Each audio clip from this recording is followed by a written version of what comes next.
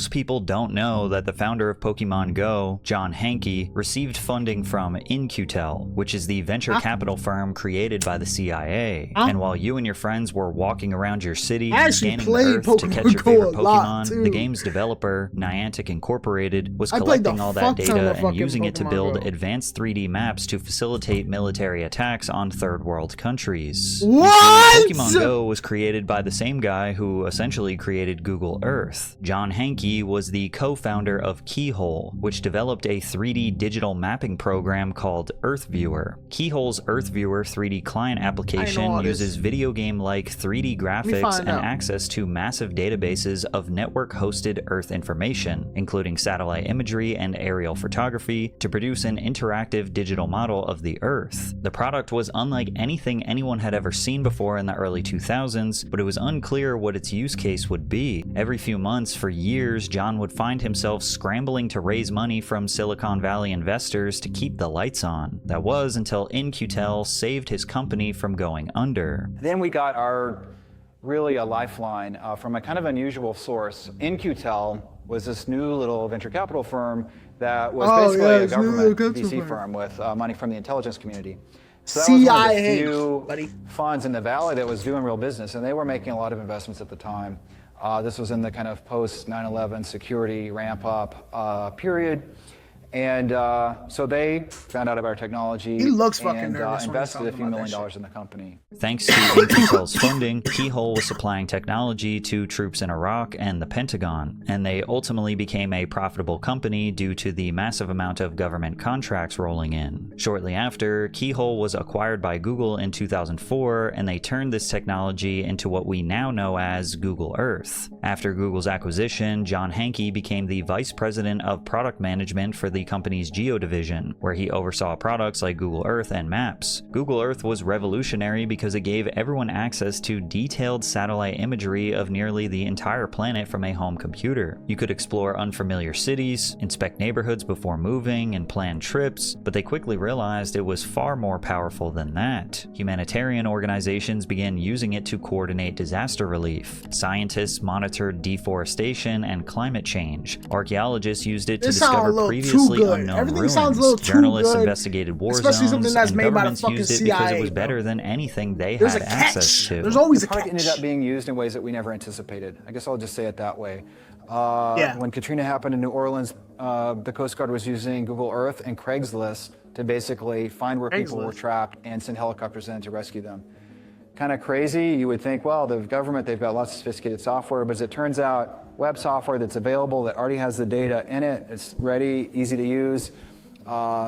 Data that's stealing. Really. But after working for 6 years inside Google's corporate ecosystem, Hanke wanted the freedom to combine everything he'd learned about digital maps and augmented reality to create a video game. I don't know a now, single if you human ask being me, that that seems like a crazy career change. That is, Technically, I was the just about to say foundation that, of John's Patrick. That Earth is a Viewer product weird started in turn, college while working went with from his classmates on an open-world video game idea. But he knew the technology had much more potential, and it did. So after changing the world with his vision, creating a CIA-funded startup for military operations, and then getting acquired by a tech giant, going back to being a video game developer seems like a massive career and lifestyle change. That is, unless it was part of a larger plan. Google actually did not want John Hanke to leave the company. For whatever reason, they felt that his video game idea might become valuable to them in the future, so they convinced him to create Niantic Labs as an autonomous unit inside of Google. Basically, they gave him the freedom of creating a startup, but using all of Google's resources inside of Google's walls. If it failed, Google would get their employee back, and if it succeeded, then Google could be— Bro, I remember there was one time, bro, where I was playing Pokemon Go, and I was so addicted to Pokemon Go that I went outside during the snow, because what was outside? I think it was like a Snorlax or something like really good. And I remember it was pouring snow. And I went out there to catch probably, I don't know what it was, a Snorlax. I don't know what the fuck it was. And I went out there, bro. And I remember walking back in my house and my dad looking at me like.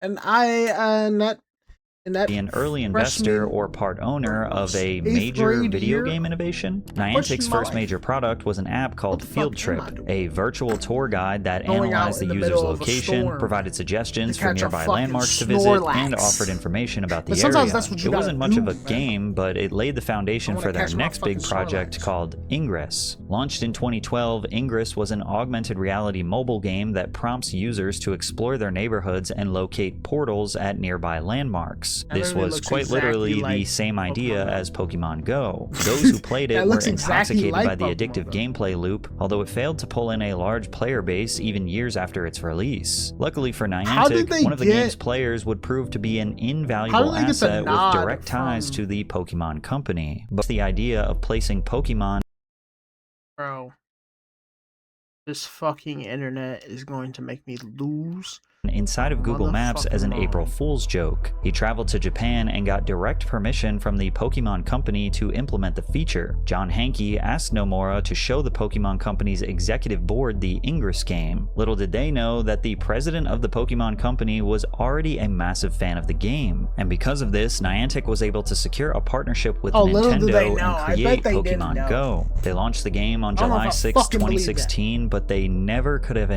anticipated came the out 10 chaos that would years. come next. In just 2 months was- after its release, the app was downloaded over 500 million times, and an 12. estimated 21 million 12 when players this logged game in came out. every single day on average. That's Not only crazy. had it surpassed the success of mobile games like Candy Crush Clash or Clash Royale. Royale, but it was pulling in more engagement than websites like Twitter Battle and Facebook. Royale. The concept was simple. You walked around your neighborhood and searched for virtual Pokemon. When you found one, the game used your phone's camera to make it look like the Pokemon was gotta right hit in that bitch front of with you, and you used Pokeballs to catch them and add them to your collection. The game incentivized users to explore the world around them, offering various digital Pokestops at notable locations or landmarks. These Pokestops served as a hub to collect in-game I remember items there was a and use thing, special bro, lures and to I don't know if he's probably gonna talk about it in this video.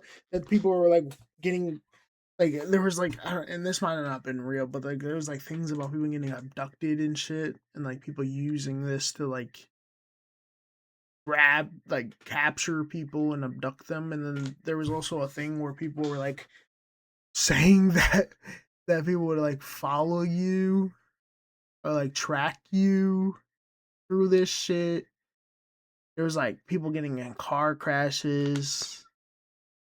But that's what they claim. attract more Pokemon. This Maybe also they're trying to included make the game Pokemon look bad. gyms. But Players now selected looking at it, from if one it of was a 3 CIA teams hub, and would maybe we compete with should've rival Pokemon hunters to control areas to earn Pokecoins and buy upgrades. I didn't give a fuck Pokemon about that Go at the wasn't time. just another mobile video game. It transformed your local neighborhood into a fantasy world. This is why it became a cultural phenomenon almost instantly. Public parks were overflowing with players searching for rare Pokemon, restaurants and stores used nearby Pokestops to advertise their businesses, and content creators were racking up millions of views just by playing the game. The game skyrocketed into LEA, national boom, culture, blah, blah, becoming a blah, topic of blah, discussion blah, on blah, late-night blah. television shows, and was infamously referenced by Hillary Clinton during her 2016 presidential campaign. I don't know who created Pokemon go to the Pokemon polls. Go,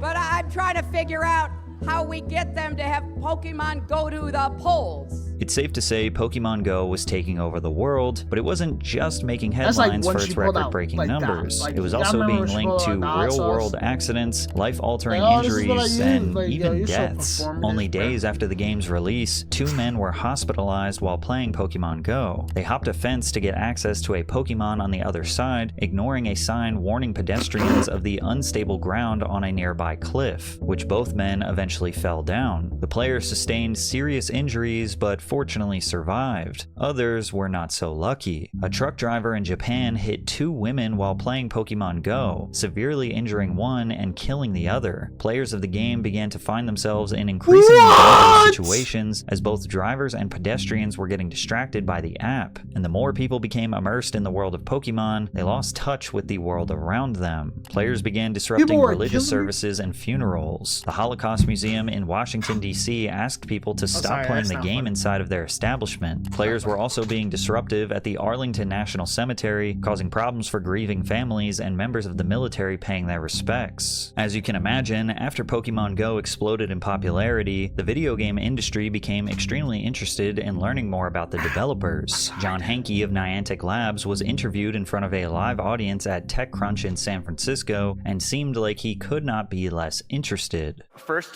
and look most like you importantly, just seen a ghost. what team are you on? I'm yellow. I'm all about the yellow. Yeah. Me too. Yeah. Team Instinct, anyone out there? Yeah. Team Instinct, there we go. I'm not going to try and button that back up on stage. It's crazy that the creator of That the nigga look like game he don't couldn't even even wanna be there, properly bro. answer the question, what team are you? doesn't Which play the refers to fucking one game. of the 3 He factions said players yellow. can join once A they man reach who level 5. understands Team his video Valor, game which is red, would Team fucking Mystic, oust which Team is Valor, blue, bro. or Team Instinct, Team which is fucking yellow. Valor, He nigga. just said Team fucking the Valor. Shout out yellow about one. Team The Valor, interviewer niggas. was clearly a massive Pokemon fan, and Hanke seemed like the total opposite. It was disappointing to players that the most viral game of 2016 surrounding one of the most beloved That nigga don't IPs play of that all shit. time was being spearheaded by a boring corporate suit. why But it what was failed. particularly interesting was his insights on working with governments before they launched the game in different countries. So we're still in the rollout phase of the game. Do you know what the next rollout country is going to be? It is pending getting things squared away on the government relations side and getting everything prepared. So I can't say right now. It has been interesting that we didn't really anticipate the level to which it would attract interest from government people and policy people and things like that. But that's become part of the dialogue at this point. So we're getting, more well-versed in those skills. That's a bad I don't answer, really know brother. what interests governments had That with is the a game. bad Now, I'd imagine interest, bro. governments had obvious concerns, like tens of thousands of people gathering in parks, people blindly walking into traffic, etc. But Hanke didn't use the word concerns. He said interests. Another thing to note was that South Korea refused to let Google export its Korea. detailed government map data to foreign servers out of fear I that it remember there could was a thing expose that you can, military like, bases and change other where sensitive you locations were. to North Korea, So which say made you Pokemon wanted Go nearly impossible. a Pokemon, you can download an app that would allow you to go to a place that you didn't want to be. And then there was another mod that, like, if you didn't want to move, which is the whole aspect, and I did it myself, like, the whole aspect of the game is to move around, and there was a thing where you can just walk with your game, and I used to do it.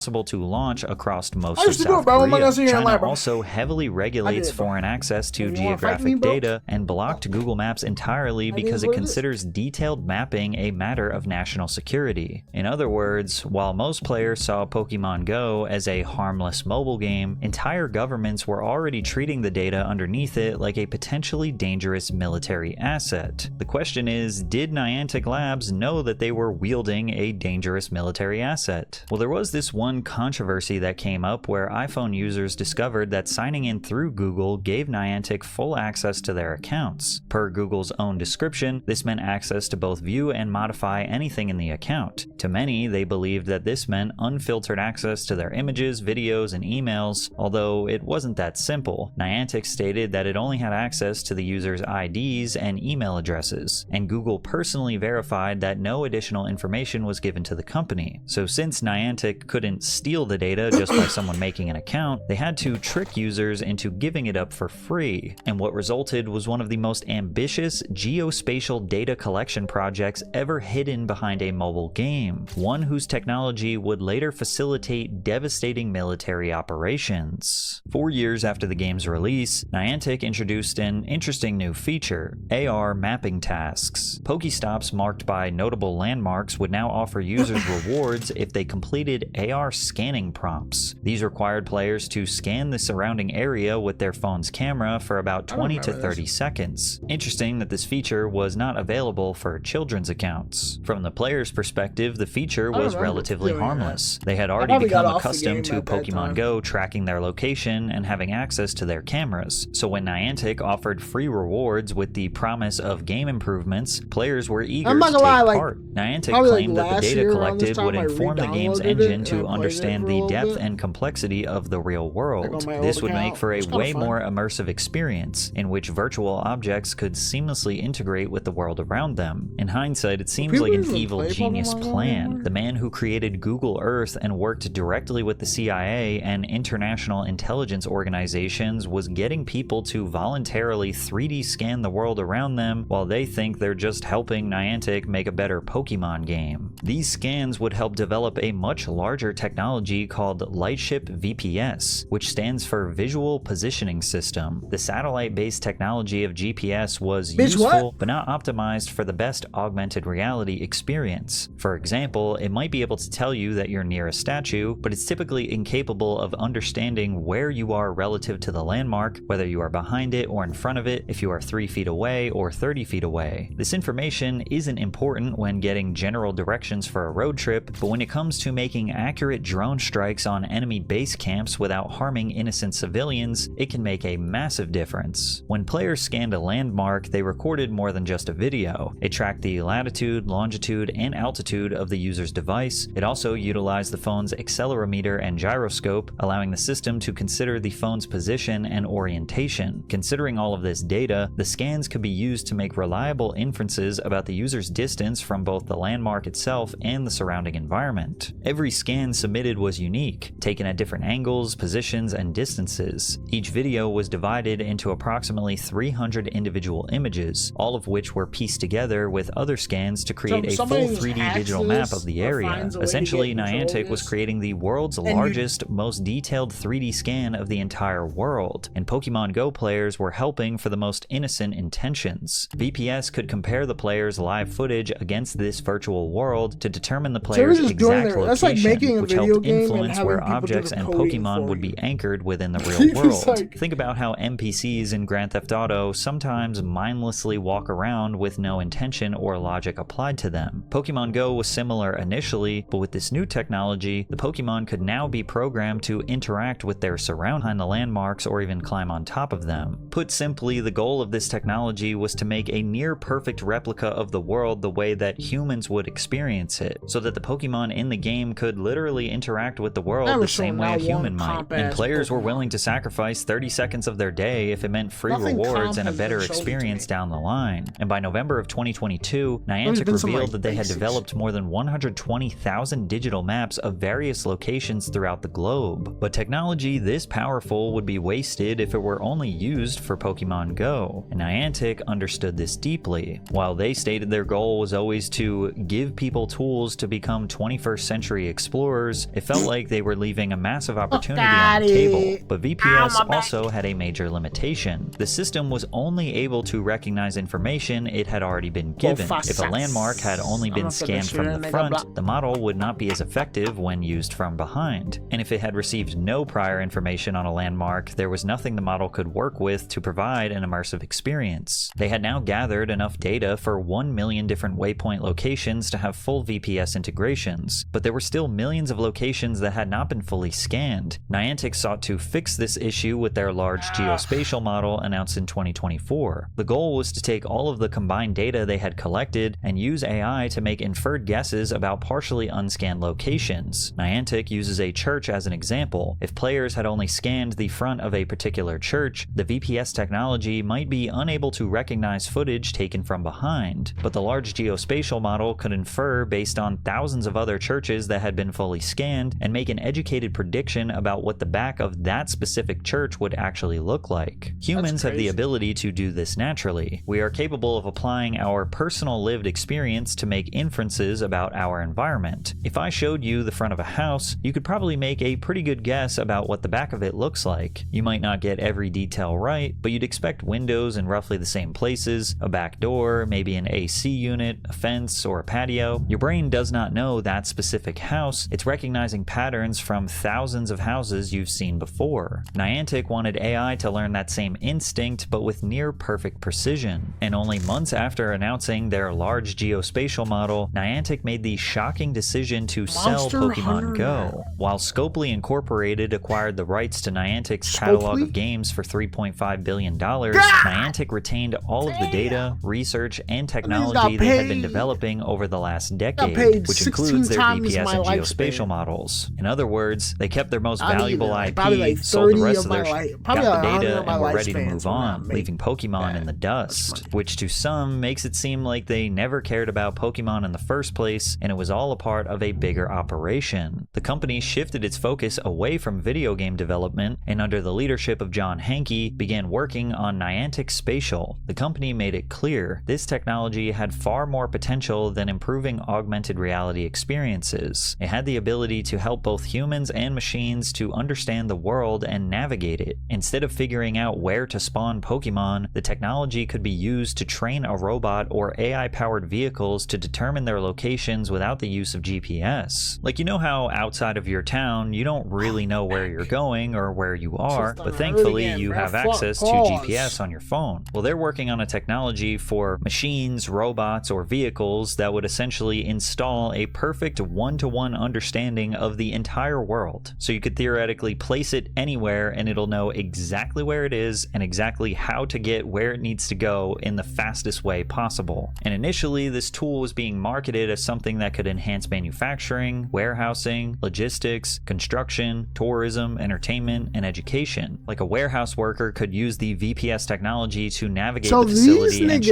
niggas launched probably the greatest intel ship probably of all time, bro. Because you gotta think about it now.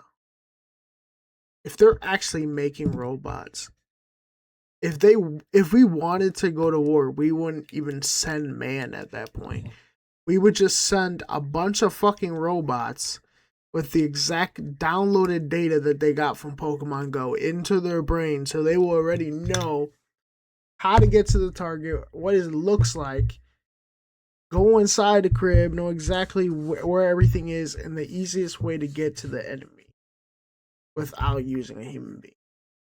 In the process That of is conducting wild. inventory management instead of just like walking around the building and understanding where things are and where they need This to has go. gotta be one But of the Niantic greatest was also getting involved in areas intel that most of might all not time. have expected. This became clear when Niantic Something Spatial like Pokemon announced it was where teaming up with a everybody will company called download it Vanter and in wanna December play. of 2025. While Niantic had its roots in the gaming industry, Vanter had always been a part of the intelligence and defense sectors. They are best known for creating mapping systems used by military commanders and soldiers to analyze the battlefield and coordinate. This partnership may seem bizarre on the surface, but it was actually a perfect match.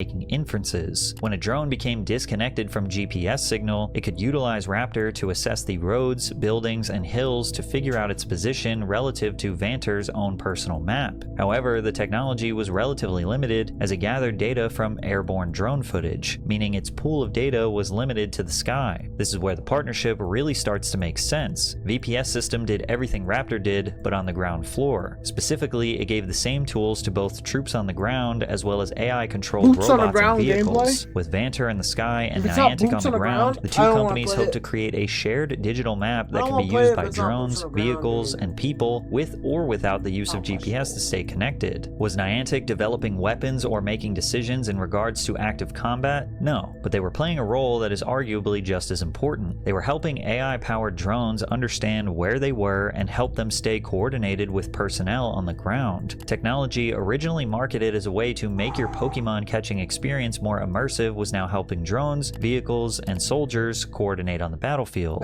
Niantic has continued to become a more prominent part of the defense sector. Recently, the visual positioning system received awardable status through a federal marketplace, Tradewind Solutions, meaning that government agencies were able to negotiate deals and purchase the technology for their own use.